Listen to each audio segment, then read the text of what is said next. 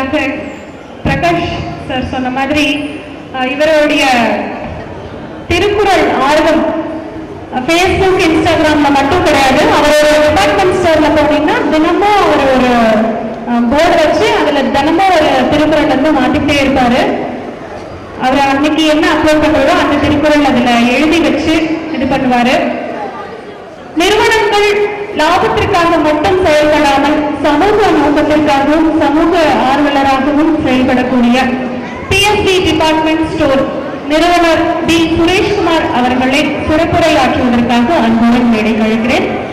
நேரம் கருதி கொஞ்சம் சீக்கிரம் முடிச்சிட்டீங்கன்னா பரவாயில்ல.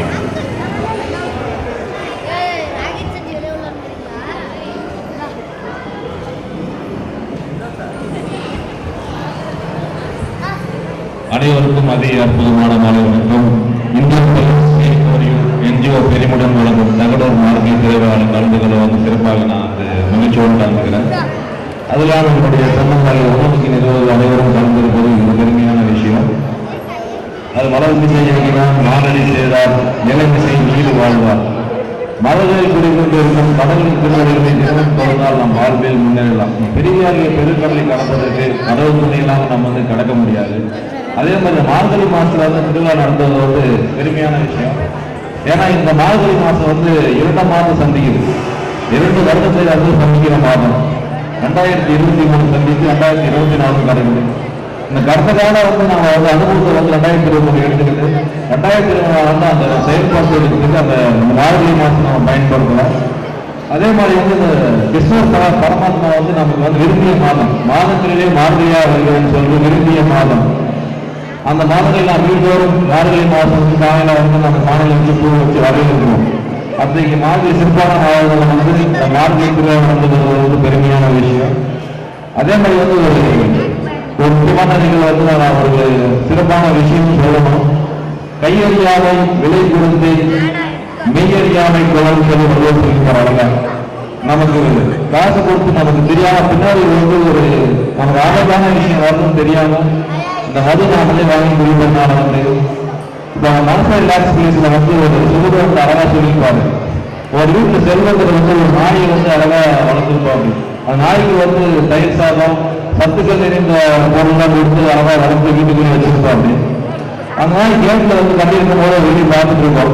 பார்த்துட்டு இருக்கும்போது வந்து மற்ற நாய்கள்லாம் வந்து அது நான் எலும்பெல்லாம் கடிச்சு அந்த நான்வெஜ்லாம் சாப்பிட்டு அது விரும்பி சாப்பிட்டுருக்கோம். அந்த வீட்டில் இருக்கிற நாய் வந்து யோசிக்கலாம், நம்மளை மட்டும் முதலாளி தள்ளி போட்டுருக்காரு, நம்ம நான்வெஜ்ஜே கொடுக்க மாட்டேங்கிறாங்க, நம்ம எப்படியாவது போய் அந்த நான்வெஜ் சாப்பிடணும்னு நினைக்கிறோம். ஒரு நாள் வந்து வாக்கிங் வந்து அந்த செல்வத்தில் வந்து வெளியே நாய்க்கு கூட்டிட்டு வாக்கிங் போறாரு. வாக்கிங் போகும்போது வருது போர் இருக்கும்போது அது கை காரணம் அந்த நாயை வைக்கிறாரு.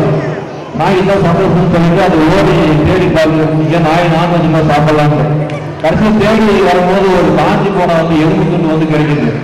அந்த எலும்பு துண்டு வந்து கடிச்சு அது முள்ளா இருக்குது. நான் அந்த ஆவேசத்தில் கிடைச்ச உடனே அந்த நாய்க்குட்டி போய் அந்த எலும்பு துண்டு கடிச்சு சாப்பிடும்போது கிடைச்ச உடனே அந்த ரத்தம் வருது. ரத்தம் வந்து அது தூக்கி சாப்பிடுது. அது எலும்போட ரத்தம் நினைச்சிட்டு அந்த நாயோட ரத்தம் தெரியாம அது ரசிச்சு சாப்பிடுது. சாப்பிட்டதுக்கு அப்புறமா தெரியாது வாய் கூட்டாயிட்டு அவரால் அந்த நாயால் எதுவுமே சாப்பிட முடியல. மைய உணவு சாப்பிட முடியல, அசைவ உணவு சாப்பிட முடியல. அப்பதான் வந்து யோசிக்குது, நம்ம வந்து முதலாளி வந்து அழகா நம்மளை கவனிச்சு சைவ உணவு கொடுத்து ஆரோக்கியமா வந்தாப்பே நம்மளை தெரியாம நாம போய் சாப்பிட்டு நம்ம உணவு உடம்புக்கு எடுத்துட்டுமேன்னு சொல்லிட்டு அதே மாதிரிதான் நம்ம மது பிரியர்களும் போதை பழக்கங்களுமே வந்து நம்மளுக்கு நாமளே குடிக்கிற மாதிரி தான் இருக்கும்.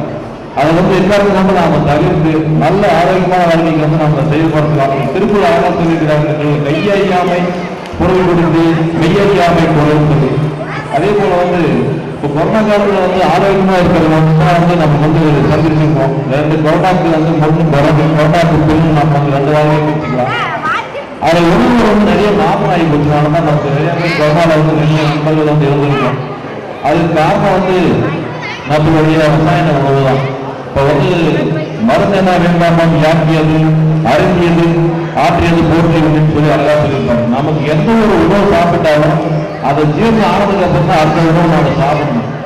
சாப்பிட்டு நம்ம பசி எடுக்கிறவங்க சாப்பிடும்போது நமக்கு மாத்திரை எதுவும் தேவையில்லை, அதே வந்து நம்ம ஜீரணம் பண்ணிக்கணும்னு சொல்லிக்கிறாங்க. அது ஏன் சொல்லணும்னா அந்த ஃபெர்டிலைசர் உணவு வந்து நமக்கு வந்து உடல் சூழ்நிலை வந்து மாற்றிடுச்சு.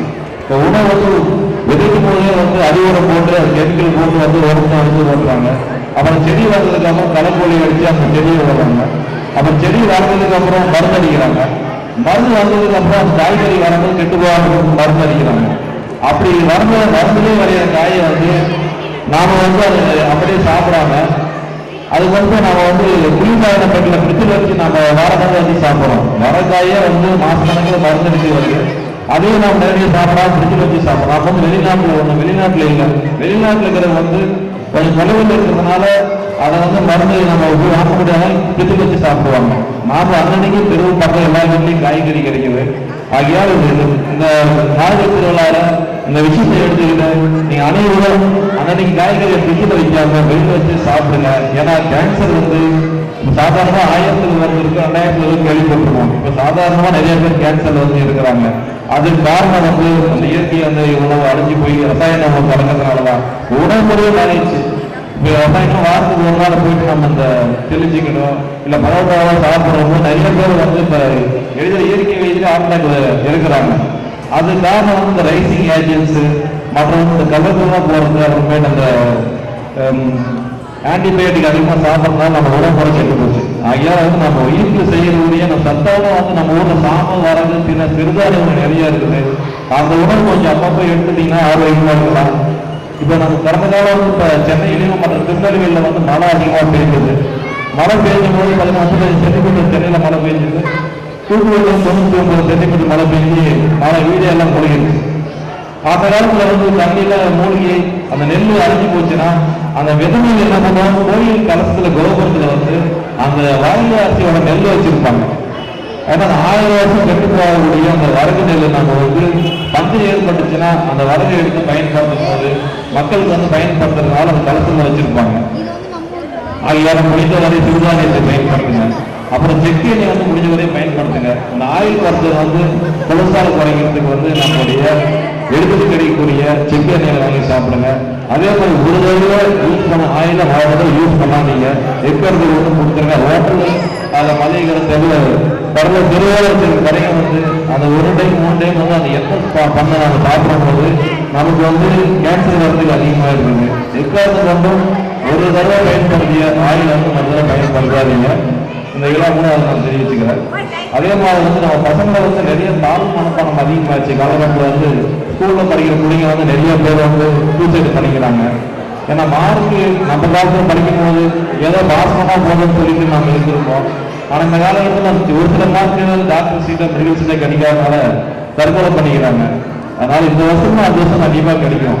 உழுவதெல்லாம் உயிர்கள் மற்றது தள்ளினும் பல்லாவை நீர் சொன்ன மாதிரி நம்ம எண்ணுகிற உயிரை வந்து அது கடைக்கு பிடிக்கலன்னா கூட இந்த வருஷம் கிடைக்கலன்னா கூட மனசுல வந்து நம்ம நினைக்கிற விஷயத்த கை கூடன்னு சொல்லிட்டு விடாம முயற்சித்தோட ஊக்கத்தோடு நம்ம செயல்படுத்தோம்னா ஊக்குவிக்கிற ஊக்கு வச்சா தேர்தல் ஆரம்பிக்கலாம்னு சொல்லுவாங்க பழமொழி. அதாவது நம்ம ஊக்குவிக்கிறவங்க போய் நல்லா பண்றப்பா, நீ அழகா பண்ற சிறப்பா பண்றேன்னு சொல்லி அவங்க போய் உற்சாக கட்டி ஊக்கு வச்சோம்னா அந்த ஊக்கமும் பயிற்சியுமா வந்து அவனால கேட்கும் வரைக்கும் அளவுக்கு வரும். அதே மாதிரிதான் நம்ம 1000 தடவை தாமசாமி அடிச்சு வந்து அந்த பருப்பு கண்டுபிடிக்கிறது வந்து தோற்று போனாரு. அது ஊக்க மொழியா நமக்கு வெளிச்சமா வந்திருக்காரு. அதே மாதிரிதான் நம்ம ரைட் பிரதர்ஸ் 2 பேர் இல்லைன்னா வந்து நம்ம இன்னைக்கு ஒரு நாட்டுக்கு அடுத்த நாட்டுக்கு நம்ம விமானத்தில் போட முடியாது.